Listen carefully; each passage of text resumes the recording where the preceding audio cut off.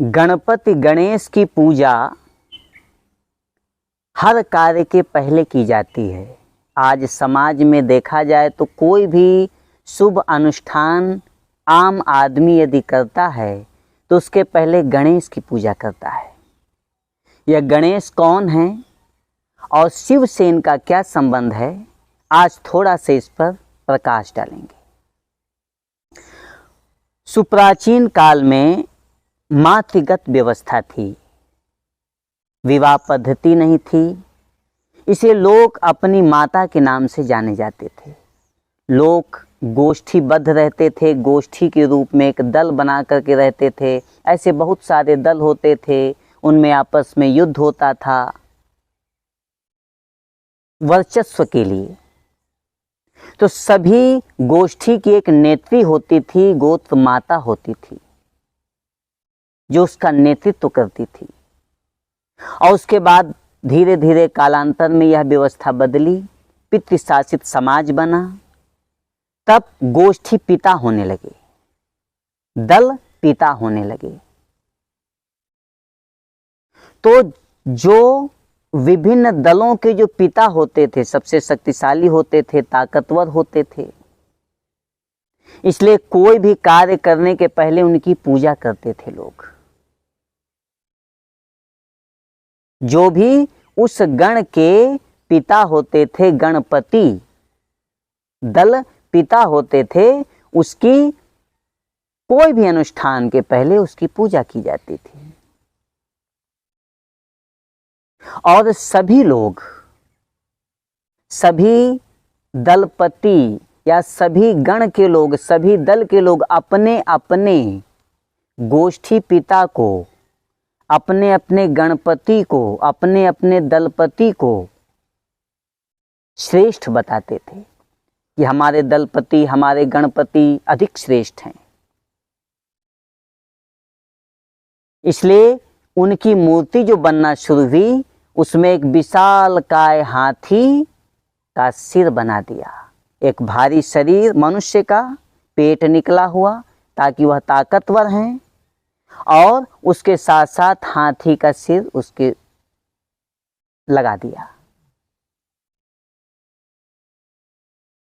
गणपति माने विनायक भी होता है, उसका पर्यायवाची। विनायक माने विशिष्ट नायक। तो जो विशेष नेता थे हर एक दल के, उसकी कोई भी अनुष्ठान करने के पहले लोग उसकी पूजा करते थे। और ये बहुत साल से, आदिकाल से यह चला रहा है। जो भी उस दल का सबसे ताकतवर व्यक्ति होता था, जो श्रेष्ठ होता था, उसकी पूजा की जाती थी कोई भी कार्य करने के पहले। उसे ही कहते थे गणेश, गणपति। जो शास्त्रों में चर्चा है, पुराणों में चर्चा है कि शिव के पुत्र हैं गणेश। पार्वती ने अपने मैल से गणेश का पुतला तैयार किया, उससे गणेश तैयार हो गए, बन गए। उसके बाद शिव आए, शिव ने उनका सिर धड़ से अलग कर दिया, क्योंकि उन्होंने घर के अंदर जाने नहीं दिया गणेश ने। तो शिव ने क्रोधित होकर गणेश का सिर अलग कर दिया। यह एक काल्पनिक कथा है। ऐसे भी देखा जाए कि पार्वती क्या मैल से अपना एक पुतला बना सकती हैं? क्या उनके शरीर में इतना मैल था? क्या वो स्नान नहीं करती थी? और शिव क्या यह नहीं जानते थे? शिव तो आदि पिता थे, परमेश्वर थे, अंतर्यामी थे। वह नहीं जानते थे कि हमारा पुत्र है? और उसका सिर धड़ से अलग कर दिया, और उसके बाद उसी सिर को न जोड़कर एक हाथी की हत्या करके उसका सिर ला के जोड़ा, तब जीवित किया। तो यह कहीं भी न तो साइंटिफिक है न व्यवहारिक है। यह एक शिव से जोड़ दिया गया है गणेश को, बल्कि शिव से कोई भी संबंध गणेश का नहीं है। गणेश और पार्वती से शिव का कोई संबंध नहीं है। शिव के 3 ही संतानें थी, भैरव, भैरवी और कार्तिकेय। गणेश की पूजा इसीलिए की जाती है क्योंकि आदिकाल से लोग जो पहले गण के रूप में गणों में रहते थे, दलों में रहते थे, दल बना करके रहते थे, आपस में एक दूसरे से युद्ध होता था।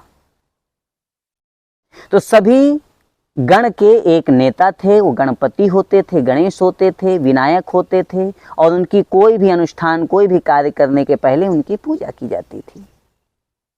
पूजा करके तब कोई कार्य किया जाता था। अपने दलपति को सभी लोग, अपने गणेश को सभी लोग श्रेष्ठ बताते थे। हमारे दलपति, हमारे गणेश बहुत शक्तिशाली हैं। और उनका जो वाहक जो चूहा है, चूहा इसलिए उसके वाहक के रूप में लोगों ने दिया क्योंकि एक दो ही जीव हैं। कुछ समय बहुत युद्ध होते थे, तो आपस में जब युद्ध के कारण बहुत सारे लोग मारे जाते थे, तो अपने अपने दल की संख्या बढ़ानी थी। तो अपने अपने दल की संख्या कैसे बढ़ाई जाए? तो संख्या बढ़ाने के लिए संख्या सबसे ज़्यादा बढ़ती है बहुत तेजी से एक सूअर की और एक चूहा की। तो सूअर चूंकि गंदगी में रहता है, तो उसे वाहक के रूप में देना उचित न था। इसलिए मनुष्य ने सोचा कि चूहा को दे देना उचित है। तो चूहा को इसलिए वाहक के रूप में दे दिया, एक सिंबल कि गणेश का जो गणपति जो श्रेष्ठ हैं, उनका वाहक चूहा है।